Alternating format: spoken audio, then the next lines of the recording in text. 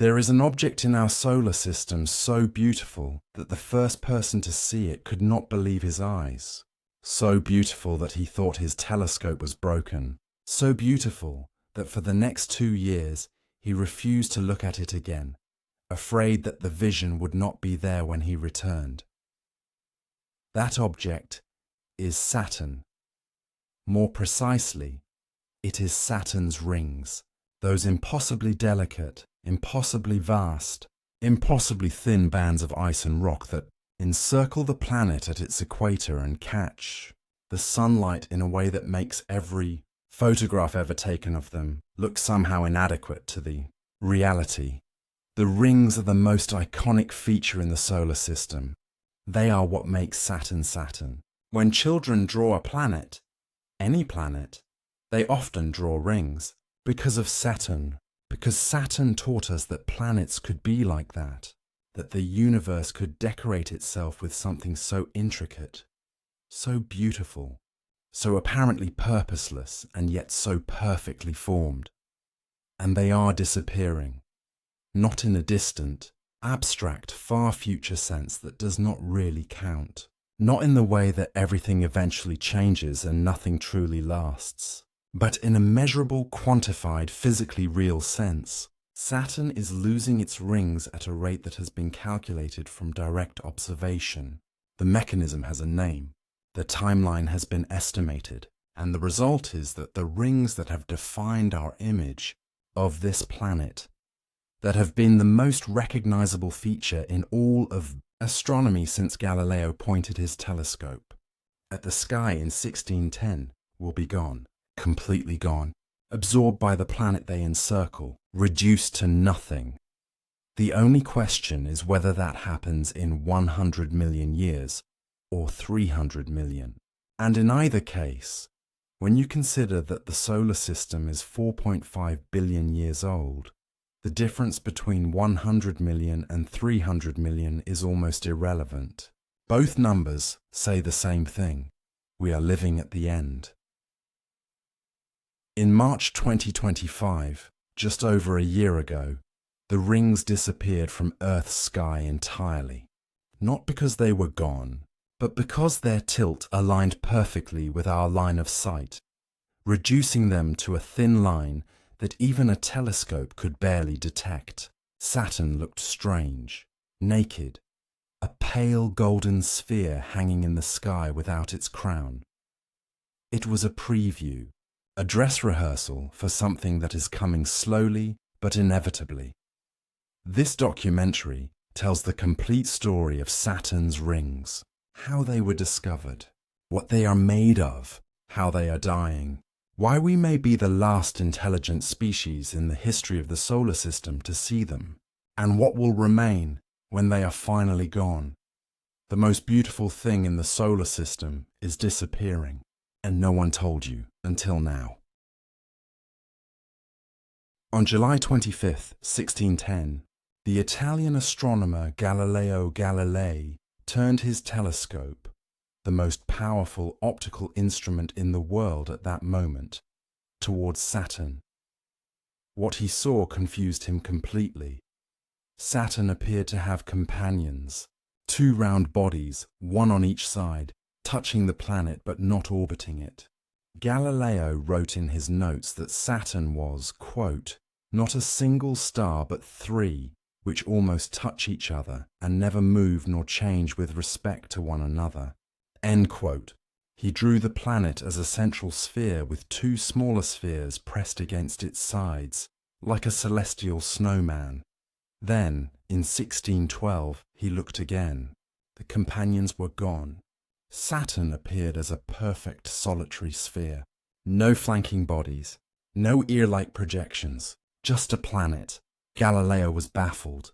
He wrote that he did not know what to say in a case so surprising, so unlooked for, and so novel. He wondered if he had been deceived, if his telescope had failed him, if the planet itself had done something impossible. What Galileo was experiencing was a ring plane crossing, the same phenomenon that occurred in March 2025, when Saturn's rings aligned edge-on with Earth's line of sight and effectively disappeared from view. In 1612, Saturn's rings were turned edge-on to Earth, and Galileo's telescope was not powerful enough to detect the thin line that remained. The rings vanished from his view. He died in 1642, never understanding what he had seen, never knowing that the companions were not moons, not flanking bodies, but something entirely different, something nobody in the history of human civilization had ever imagined could exist. The answer came in 1659 from the Dutch astronomer Christian Huygens. He used a better telescope, observed Saturn over a longer period, and noticed that the companions changed shape, widening and narrowing in a regular cycle that matched Saturn's orbital period. He concluded that Saturn was, quote, surrounded by a thin flat ring, nowhere touching the planet and inclined to the ecliptic. End quote. A flat ring. That was the explanation, not companions, not moons pressed against the planet. A ring, an object that had no precedent in human experience, a feature so alien to anything in terrestrial life that even the word ring barely does it justice. 20 years later, in 1675, the Italian-French astronomer Giovanni Cassini used his own improved telescope to make the next major discovery. He identified a dark gap dividing the ring into two distinct bands, an inner ring and an outer ring separated by what he described as a division. That division carries his name to this day, the Cassini division, a gap in Saturn's rings caused by the gravitational resonance of the moon Mimas, which clears ring particles from that orbital zone over time. The discoveries accumulated. The 19th century revealed multiple distinct rings, named alphabetically in the order they were found, not from inside to outside. The D ring sits closest to Saturn, then the C ring, the B ring, the densest and most massive, then the Cassini division, then the A ring, then the narrow F ring, the tenuous G ring, and finally the enormous but diffuse E ring extending out to the orbit of the moon Enceladus, and beyond the 20th century brought spectroscopic analysis, the technique of splitting a ring's light into its spectrum to determine its composition. What the spectrum revealed was ice, water ice predominantly, billions of fragments of frozen water, ranging from tiny grains smaller than a grain of sand to chunks the size of houses, all orbiting Saturn in a disk so flat and so thin that if you scaled the rings up to the diameter of a football pitch, the rings would be thinner than a single sheet of paper. The Pioneer 11 spacecraft flew past Saturn in 1979, providing the first close-up views.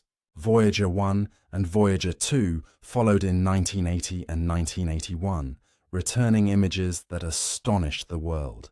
The rings were not the smooth bands they appeared from Earth. They were complex. Hundreds of ringlets, spiral density waves, spokes, dark radial features in the B ring that appeared and disappeared with a speed that gravity alone could not explain. Braided rings in the narrow F ring. Shepherd moons herding ring particles into line at the edges of rings. Each new observation added detail.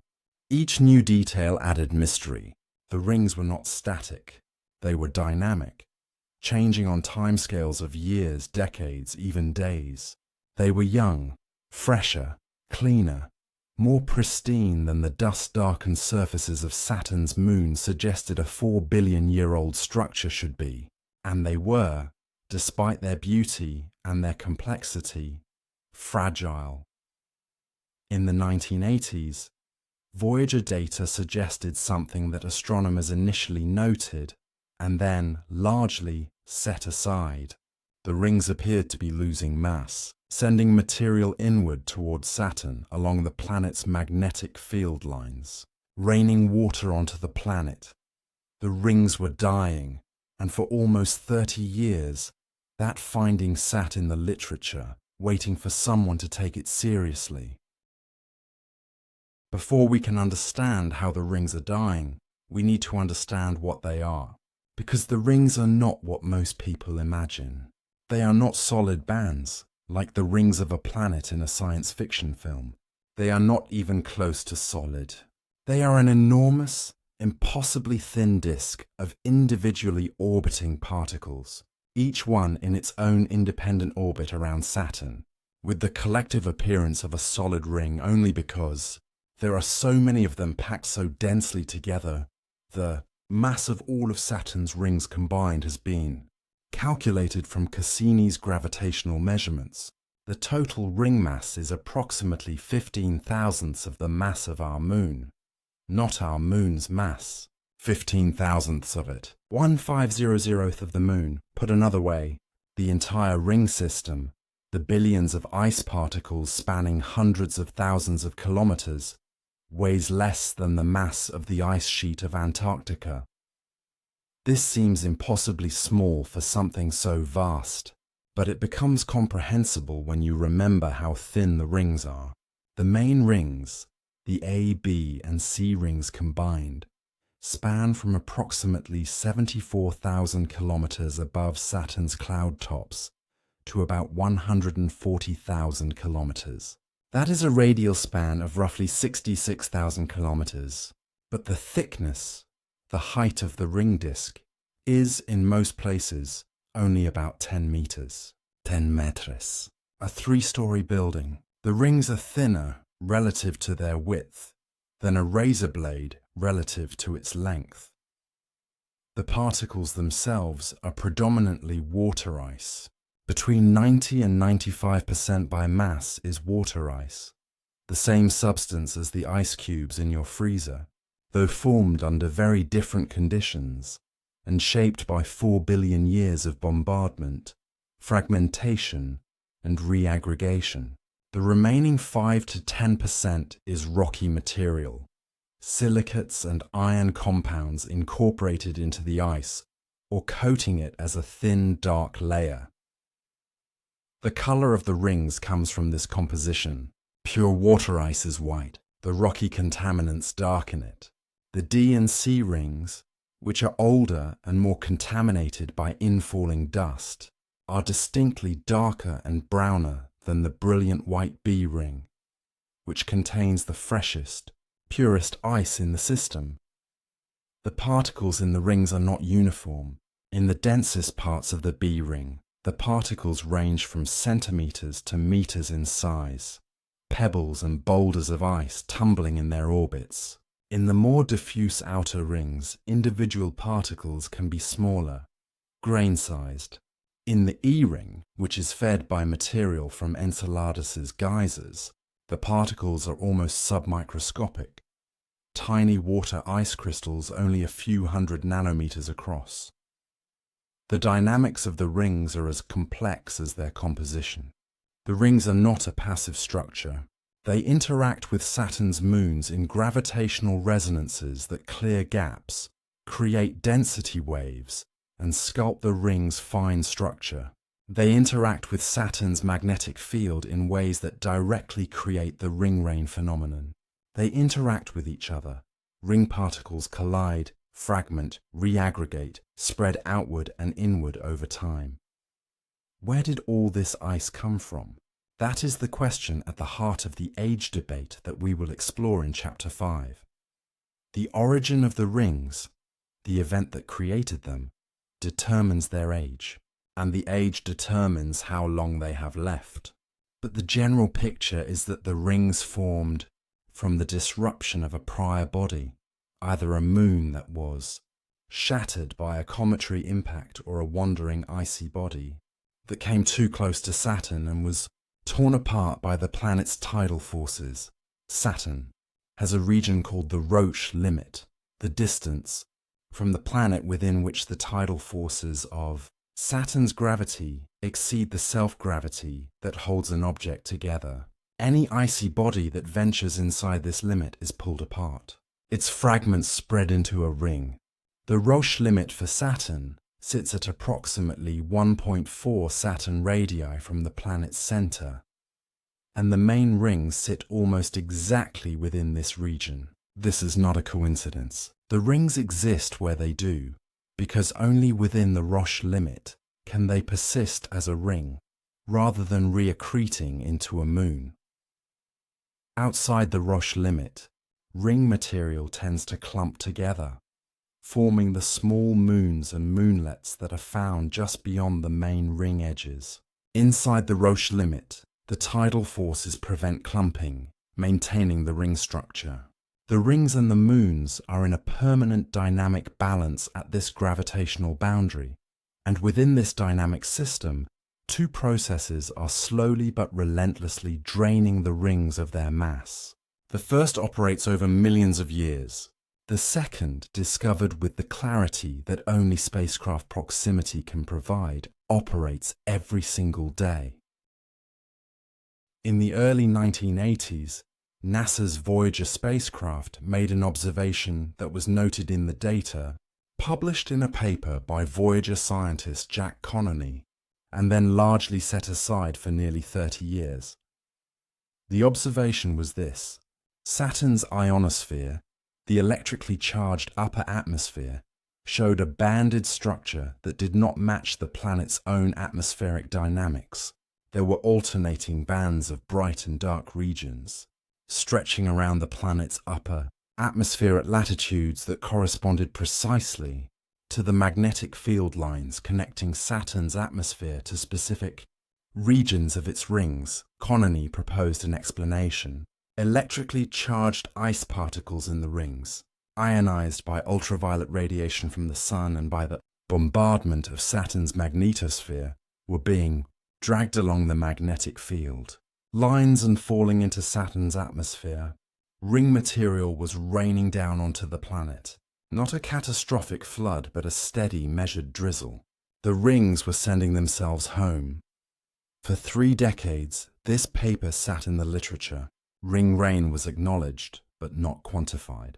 The Voyager instruments had not been sensitive enough to measure the actual rate of infall.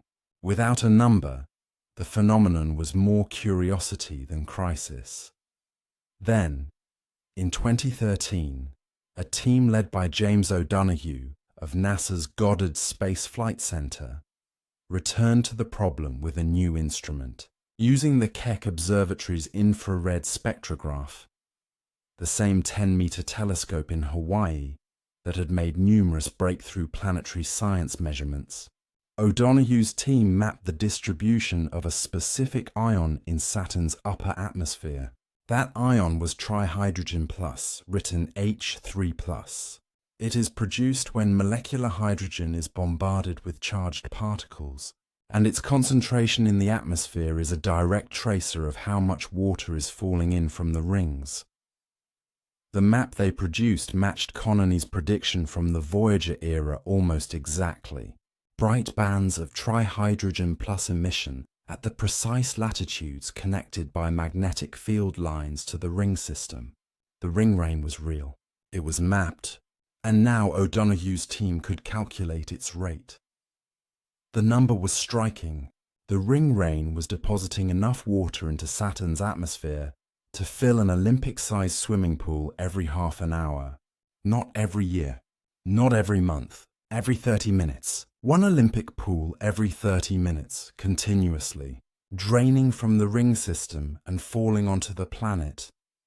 At that rate, the rings would lose a significant fraction of their mass over a few 100 million years. O'Donoghue's initial calculation suggested the rings would be gone in 300 million years. That was the conservative estimate, based only on the ring rain mechanism. Then came Cassini, and the number got smaller. The Cassini spacecraft, which had been orbiting Saturn since 2004, spent its final months in 2017 performing a set of orbital maneuvers that no spacecraft had ever attempted at Saturn before. The grand finale orbits, 22 passes between the innermost ring and Saturn's cloud tops, took Cassini through a region where no probe had ever been, in the gap between ring and planet, and what it measured there changed the ring timeline significantly. We will cover the grand finale in detail in the next chapter, but the key finding relevant to ring rain was this. Cassini measured material falling from the inner rings directly into Saturn's equatorial atmosphere at a rate substantially higher than the ring rain rate alone. Not just charged particles following magnetic field lines, a more direct infalling of ring material into the planet's upper atmosphere. And when this additional process was incorporated into the ring lifetime calculation, the estimate shrank from 300 million years to as little as 100 million. 100 million years. A number that sounds large in human terms. 100 million years is more than 20 times longer than humans have existed as a species. It is 5,000 times longer than recorded human civilization. It is longer than the entire Cenozoic era, the age of mammals that began with the extinction of the dinosaurs. But in astronomical terms, 100 million years is an eye blink. Our solar system is 45 times older than that. If the rings formed at the same time as Saturn, they should have existed for 4.5 billion years and should have hundreds of millions of years still ahead of them.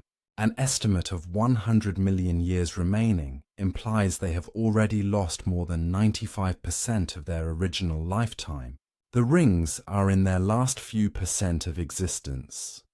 Or, and this is the question that drives the most heated debate in Saturn science, maybe the rings were never meant to last 4.5 billion years.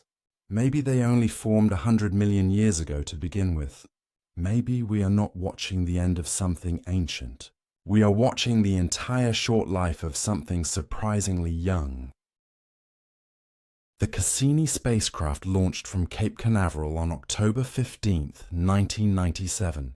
It took nearly 7 years to reach Saturn, arriving on July 1, 2004.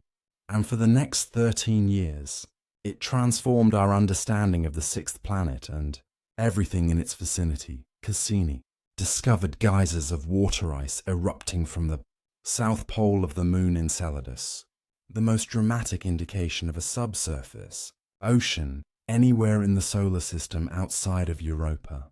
It mapped the methane seas of Titan. It documented the hexagonal storm at Saturn's north pole.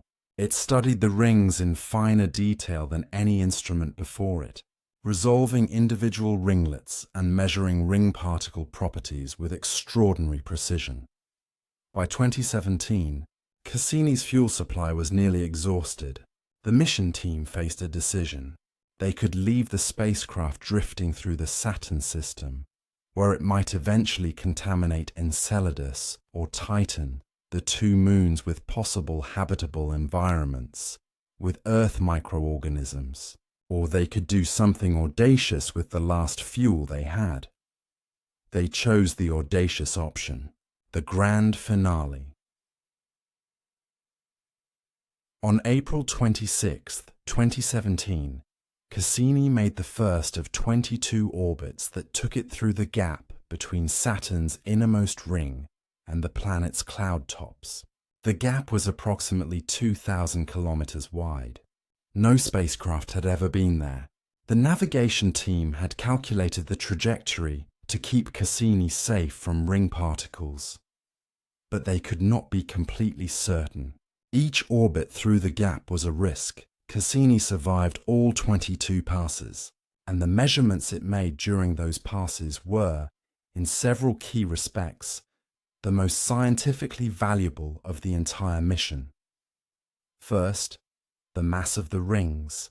By measuring the precise gravitational perturbation Cassini experienced as it passed through the ring plane, mission scientists were able to calculate the total mass of the main ring system to greater precision than ever before. The result, published in the journal Science in 2019 by Luciano Ayes and colleagues, was that the rings are significantly less massive than earlier estimates had suggested. The ring mass was measured at approximately 0.015 times the mass of the Moon. This low mass was a critical piece of evidence for the ring age debate. Second, the ring-rain rate from the inner rings. Cassini's mass spectrometer, operating during the ring gap dives, directly sampled the material that was falling from the rings into the atmosphere. It detected water molecules, silicates, organic compounds, and various other ring-derived materials entering Saturn's equatorial atmosphere at the precise location where ring rain was expected to deliver them. The measured infall rate was higher than the O'Donoghue estimate from atmospheric spectroscopy, suggesting that the rings were losing mass not just through the ionized ring rain mechanism, but through direct gravitational infall as well. Third, and most dramatically, Cassini's final measurements of the ring particle sizes and distribution in the innermost rings provided evidence that those inner rings, closest to Saturn, and therefore most affected by the drag and infall processes, were actively depleting. The D ring, the innermost ring, is wispy and faint compared to the main rings. It is what the rings look like after the process of attrition has been running for a long time, and it is what the C ring will look like in tens of millions of years, and eventually what the B ring will look like. On September 15th, 2017, after 22 ring gap dives, with its instruments still transmitting, Cassini plunged into Saturn's atmosphere.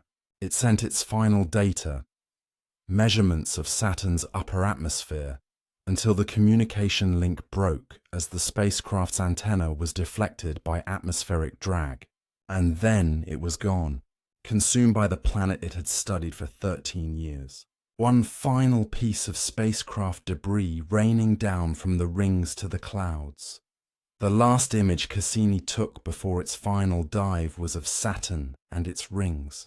The rings were still there, still beautiful, still casting their shadows on the planet's face, still, despite everything Cassini had measured and documented about their decline, as magnificent as they had ever been. The Cassini mass measurement, the low ring mass of 15,000ths of the Moon's mass, ignited one of the most contentious debates in modern planetary science, because the mass is the key input into the ring age calculation, and the answer that came out of the calculation was startling. Here is the logic. The rings are predominantly water ice, but they are not pure water ice. They contain a small percentage of rocky contaminating material. That contaminating material comes from micrometeoroids, tiny dust particles that have been bombarding the rings continuously since they formed. The longer the rings have existed, the more contaminating material they have accumulated, and the darker and dirtier they would appear. Saturn's rings are remarkably clean. The B ring in particular is among the whitest, most pristine-looking surfaces in the solar system. That cleanliness implies youth. If the rings were 4.5 billion years old as Saturn itself, they should have accumulated enough micrometeoroid material to be noticeably dark by now. They should look like the dark, dusty surfaces of Saturn's ancient outer moons. In 2023, Sasha Kempf and colleagues at the University of Colorado Boulder published the most precise measurement ever made of the micrometeoroid influx rate at Saturn. Their paper in Science combined the Cassini dust detector data from 13 years of orbital observations with the most accurate estimates of micrometeoroid flux. Their conclusion was that if you combine the dust influx rate with the measured ring mass and the allowed contamination level, the rings could be no older than 400 million years, and the best fit age was closer to 100 million years. 100 million years.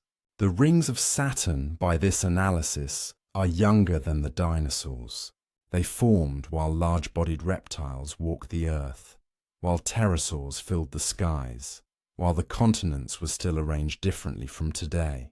The solar system was 4.4 billion years old when the rings appeared. They are a recent addition to the most ancient structure in our neighborhood. Kempf himself articulated this with the elegance it deserves. He said, quote, "We are lucky to be around to see Saturn's ring system. It's a beautiful transient feature of our solar system." End quote. But then, in December 2024, a new paper threatened to upend the whole picture. The implication was immediate and sobering. If the rings are 100 million years old, and they will be gone in another 100 million years or less, then we are living at the exact midpoint of their existence. We are here for the ring's entire lifetime, all 4.5 billion years of Saturn's history before the rings. And then we happen to be born into the 100 million year window when Saturn has rings, followed by however many billions of years remain in Saturn's future when it will have none.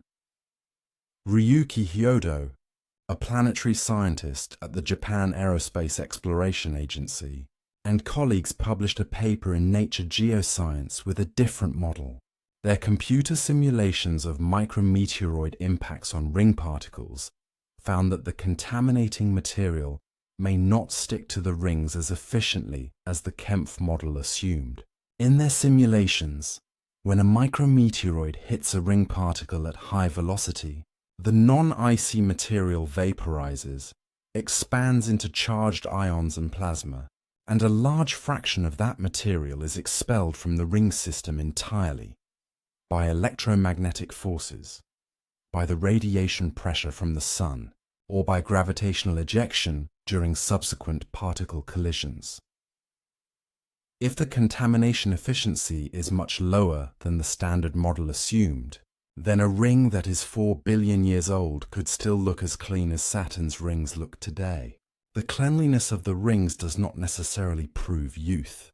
It might simply mean the rings are better at expelling contamination than we thought. The reaction from the scientific community was measured but not dismissive. Kempf himself acknowledged the finding as a, quote, "positive step toward the missing modeling effort," end quote. But he maintained that the new model would need to be tested against the full suite of Cassini measurements before it could overturn the young ring consensus. Aurélien Crida of the Observatoire de la Côte d'Azur, who had been skeptical of the young ring interpretation since it was first proposed, said it directly. He said, quote, "We cannot directly measure the age of Saturn's rings like the rings on a tree stump. We have to deduce their age from other properties, and there are still a lot of uncertainties about all these points." End quote. As of 2026, the debate is live. The majority of ring scientists continue to favor a young age, consistent with 100 million to a few 100 million years. A smaller but growing group argues for a much older ring system, potentially primordial. The answer will require better models of micrometeoroid contamination physics, more precise measurements of ring mass and composition, and possibly observations from a future Saturn orbiter. What is not in debate is the ring rain. Regardless of how old the rings are, they are losing mass today. The Olympic swimming pool every 30 minutes is measured, not estimated. The rings are going. The only question is whether they are going from an age of 100 million years or 4 billion. On March 23, 2025, at 12:04 in the afternoon Eastern Time, the Earth crossed the plane of Saturn's rings. The ring plane crossing. The rings, which had been slowly tilting toward edge-on throughout 2024, reduced to a thin line. Then, at the moment of crossing, they were geometrically edge-on to Earth's line of sight. They were, for all practical purposes, invisible. There was a certain irony in how the event unfolded. The ring plane crossing happened to coincide with a period when Saturn was near solar conjunction, close to the Sun's direction, in the sky as seen from Earth. This meant that even observers with powerful telescopes could not easily observe Saturn during the crossing. The planet was lost in the Sun's glare, emerging into observable skies only in late April. by which point the rings had already begun their gradual return to visibility. The most recent ring plane crossing occurred on March 23, 2025. Saturn's rings turned edge-on to Earth and became invisible to all but the most powerful telescopes. Unfortunately, Saturn was also near solar conjunction at that time, passing behind the Sun from our perspective, so most observers never got to witness the ringless view. A second, slightly less dramatic narrowing occurred in November 2025, when the rings were again at their thinnest. The next ring plane crossing from Earth's perspective will be in 2038. By then, the rings will have been returning to visibility since 2025, gradually tilting further toward Earth with each passing year. At Saturn's October 4th, 2026 opposition, the rings are tilted approximately 7.5 degrees south relative to observers on Earth. A significant improvement over the edge-on view, though far from the spectacular 27-degree maximum tilt reached in 2017. This cycle, the 15-year rhythm of ring tilts, from wide open to edge-on and back, is determined by the geometry of Saturn's orbit and its axial tilt of 26.7 degrees. Because Saturn's rings lie in the planet's equatorial plane, the tilt of the rings as seen from Earth changes as Saturn moves through its orbit. Twice each Saturnian year, every 29.4 Earth years, the rings align precisely edge-on with Earth's line of sight. Galileo experienced this in 1612. He saw the companions disappear. Then, as Saturn continued its orbit, the rings began to tilt back toward Earth, and the companions returned. He was bewildered by their return. He was witnessing the same 15-year cycle that observers will witness in 2038. The ring plane crossing of 2025 had a particular emotional resonance that went beyond the mechanics. By 2025, the scientific community had established, with high confidence, though not complete consensus, that the rings were going permanently, over geological time, but going nonetheless. The temporary disappearance of the rings from Earth's sky felt, to anyone who knew the larger story, like a rehearsal, a brief preview of a much longer, much more final absence. Astronomers who studied the event described it in terms that acknowledge this emotional dimension. Astronomer Emily Lakdawala, commenting on the approaching ring plane crossing in late 2024, wrote that observing Saturn without its rings is a reminder that the planet we know, the Saturn of our textbooks, our science museums, our childhood telescope nights, is a temporary configuration, that the universe is under no obligation to maintain it for our benefit. The planet that re-emerged in April 2025, the rings beginning to tilt back into view as a thin line, was Saturn. The same Saturn. The rings were there, but perhaps more people were looking at them knowing what they now knew. Looking at something they understood, for the first time fully, was borrowed time. The next chapter, the one that will unfold over millions of years rather than months, will follow a different timeline, not a 15-year cycle, not a tilting and returning, just the slow, one-directional loss of mass, ring rain by ring rain, swimming pool by swimming pool, until the last ice particle makes its final journey down into Saturn's clouds. When the rings are finally gone, Saturn will not be featureless. It will still be one of the most extraordinary objects in the solar system. Its cloud bands will still ripple with hexagonal polar storms. Its internal heat will still make it a faintly glowing presence in a cold outer solar system. And its moons, 83 confirmed moons, the most of any planet in the solar system, will still be there. The moon system of Saturn is as rich and complex as the ring system, and in some ways more scientifically significant. The rings are beautiful but sterile. No life could survive in the deadly mix of radiation and vacuum that the ring particles endure. The moons, by contrast, are worlds, some of them small and cratered and ancient, some of them geologically active, some of them, possibly, with the conditions needed for life.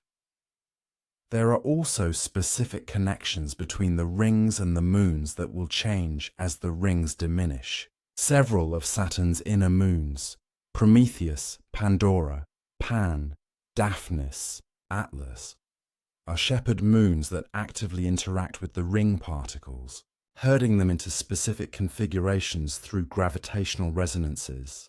As the rings thin and fade, these interactions will weaken.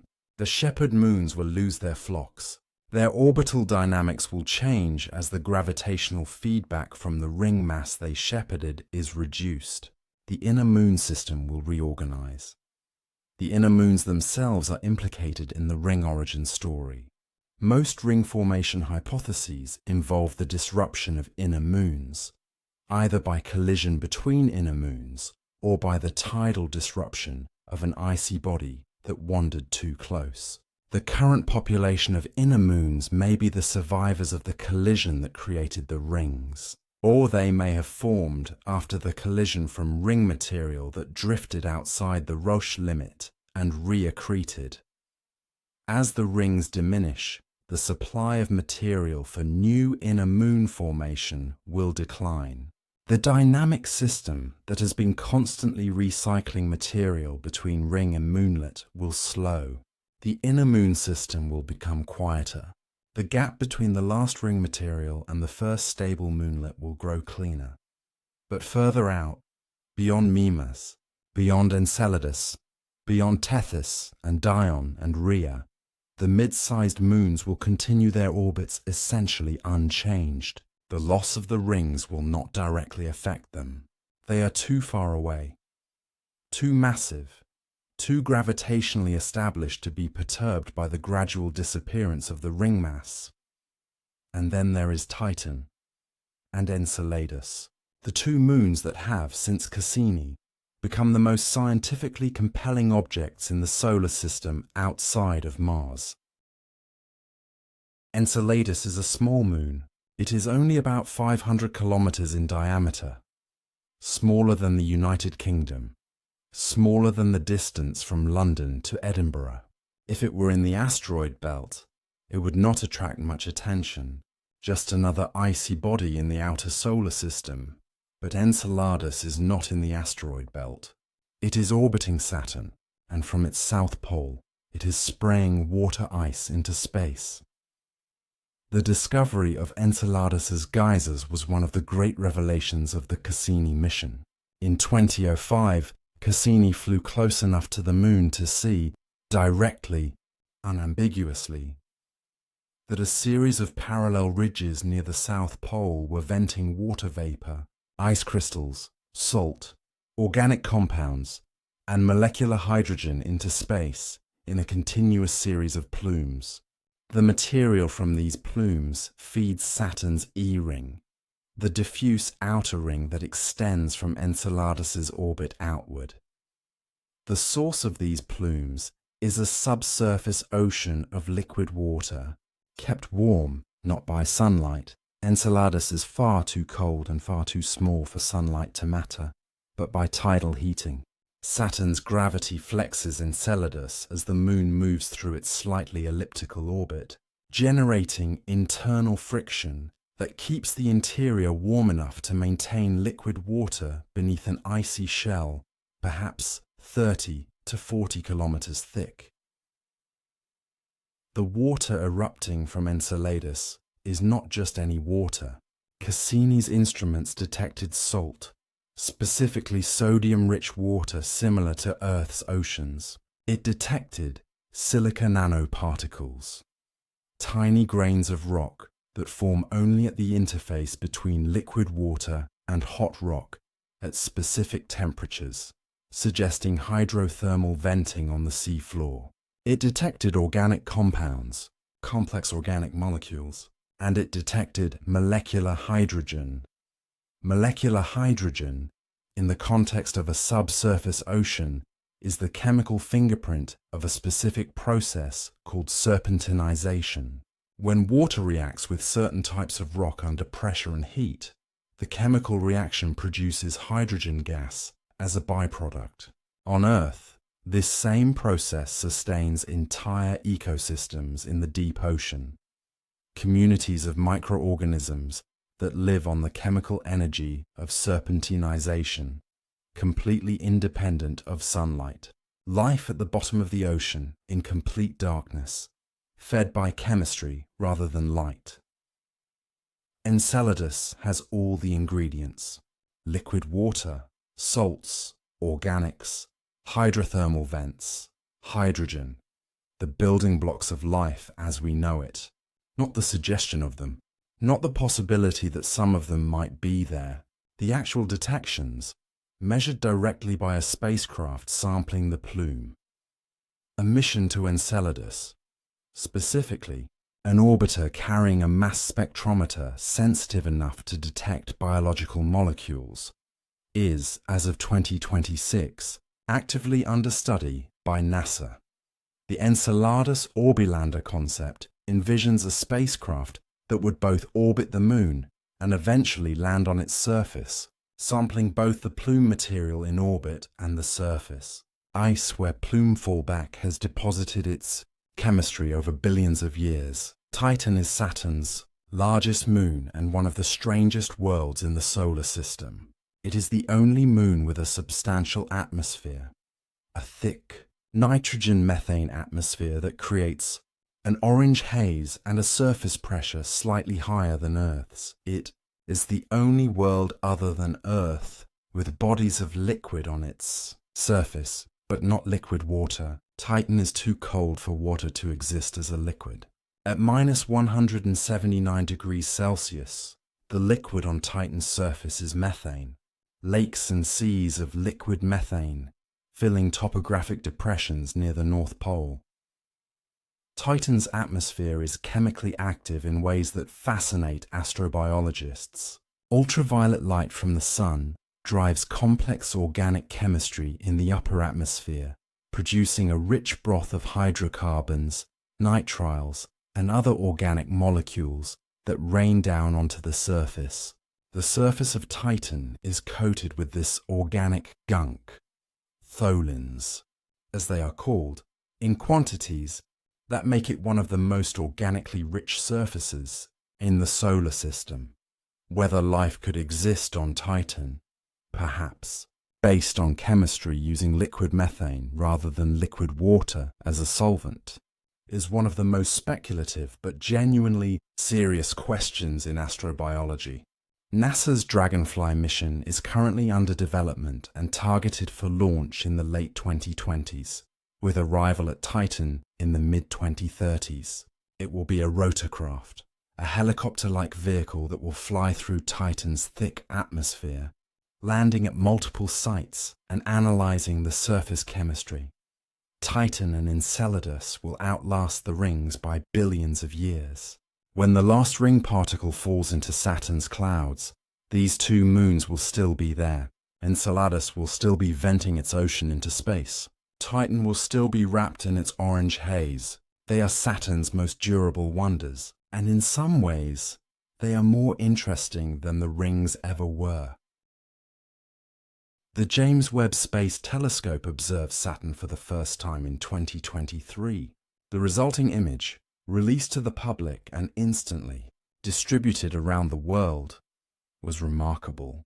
For reasons that were somewhat unexpected, JWST observed Saturn in the near-infrared, at wavelengths invisible to the human eye, where different atmospheric features emit or absorb light in specific patterns. In the near-infrared, Saturn's main disk appeared unusually dark, because methane in the atmosphere absorbs near-infrared light, making the planet seem dimmer than in visible wavelengths. But the rings appeared brilliantly bright, the ice particles in the rings reflecting near-infrared wavelengths strongly. 3 of Saturn's moons, Dione, Enceladus, and Tethys were visible in the JWST image as well, tiny points of light against the black background of space, each one a world in its own right. But the science was more interesting than the image. JWST's spectroscopic instruments are now being turned toward the ring system to measure the ring rain process with a precision that ground-based telescopes and even the Cassini mission could not achieve. James O'Donoghue, who measured the original ring rain rate using the Keck telescope, described the ongoing program in an interview. He said, "We hope to take measurements over the next decade to track the rate of ring rain over time and multiply it by 4 to understand what happens in a year at Saturn, which takes 29 Earth years to complete its orbit. We also want to use the James Webb Space Telescope's ridiculously high sensitivity to see if we can get a more precise estimate of the ring rain's influx, which will help us to be more precise about the ring's current erosion rate and future lifetime." End quote. Ridiculously high sensitivity. JWST can detect spectral features, the chemical fingerprints of specific molecules in Saturn's atmosphere, at signal levels far below what any previous instrument could measure. This means it can potentially detect the trihydrogen plus emission that is the tracer of ring rain with greater precision than the Keck observations that O'Donoghue used for his original measurement. It can also detect other chemical species in Saturn's atmosphere that indicate ring material in falling at different latitudes, building a more complete map of where the ring rain is, falling and at what rate. The JWST ring rain measurements are an ongoing program. Results have not yet been published as of early 2026. The analysis is complex and the team is being thorough, but the data is being collected. Within the next few years, we will have the most precise measurement ever made of how quickly Saturn's rings are being drained away. There are also plans, at various stages of development, for future Saturn missions that would build on Cassini's legacy. NASA has studied multiple concepts for a Saturn orbiter that would carry improved instruments, spend more time in the ring gap region, and directly sample the ring material and Saturn's atmosphere during multiple close passes. The European Space Agency has studied its own Saturn system mission concepts, including one focused specifically on Enceladus. The question of when the rings will be gone, whether the true timeline is 100 million years or 300 million, and whether the rings are young or primordial, will be answered by this combination of JWST observations, future mission data, and improving theoretical models. The answer matters not just for Saturn science, but for our broader understanding of planetary ring systems. Jupiter, Uranus, and Neptune all have rings, much fainter, much less spectacular than Saturn's, but present. Were they once like Saturn's rings? Did they lose their rings to the same process? Are they in the post-ring phase, the remnant state, the final echoes of what Saturn will eventually become? Saturn's rings are not just beautiful, they are a laboratory for ring physics, a clock for planetary ring timescales, a record of the violent events that can create and destroy these delicate structures. And they are above all finite. They will be gone, and when they are gone, the solar system will look different. Not worse, not lesser, just different. Different from the solar system that every human being who has ever lived has known. Galileo saw something in 1610 that he could not explain. Two companions flanking a planet, appearing and disappearing on a rhythm that baffled him for the rest of his life. He did not know what he was looking at. We do. We know exactly what Saturn's rings are. We know what they are made of. We know how they move. We know how they are dying. We know the mechanism, the rate, the timeline. We have sent spacecraft into the gap between the ring edge and the planet's atmosphere and measured the infalling particles directly. We have mapped the chemical signature of ring rain in Saturn's ionosphere from telescopes on Earth. We are now measuring it from orbit with the most powerful infrared telescope in history. And in knowing all of this, we are aware of something that no previous generation of humans could have understood. We are the generation that knows the rings are temporary, that we are living in a brief window, that the universe gave us, in the long history of our star system, a gift that will eventually be taken back. The rings are not gone. They will not be gone for a very long time. Our children will see them. Our grandchildren will see them. 1,000 generations of humans from now, if humanity endures, will look through their telescopes and see the same rings that Galileo saw, that Huygens understood, that Cassini orbited, that we are watching tonight. But somewhere in the future, in a world so distant from ours that we cannot imagine its inhabitants, someone will be the last to see the rings. They will look through whatever optical instrument their civilization has developed, and they will see a thin line, thinner than it was in our time, thinner than it was in the time before that. And then, on a night that nobody marks as special, the line will not be visible anymore, and Saturn will be, for the first time since the rings formed, a bare planet. The rings will be gone, but nothing else will have changed. Saturn will still orbit the Sun every 29.4 Earth years. Its storms will still swirl. Its magnetic field will still reach out through the system. Its moons will still orbit. Titan still wrapped in its orange haze. Enceladus still venting its ocean into space. The universe will go on. The solar system will go on. Saturn will go on. But something beautiful will be missing. We are the lucky ones. We were born into the 100 million year window when Saturn has rings. Out of the 4.5 billion years the solar system has existed, the rings have been here for perhaps 2% of that time. We arrived in that 2%. We looked up. We saw something extraordinary. That is not guaranteed. That is not expected. That is luck of a cosmic order that most people never think about. Saturn's rings are disappearing. Now you know, and tonight, if the sky's clear and you have a telescope, even a small one, even a department store refractor with a 60mm lens, you can point it at Saturn and you can see the rings and you can think about what you are actually looking at. Not just a planet with rings. The most beautiful thing in the solar system. While it lasts,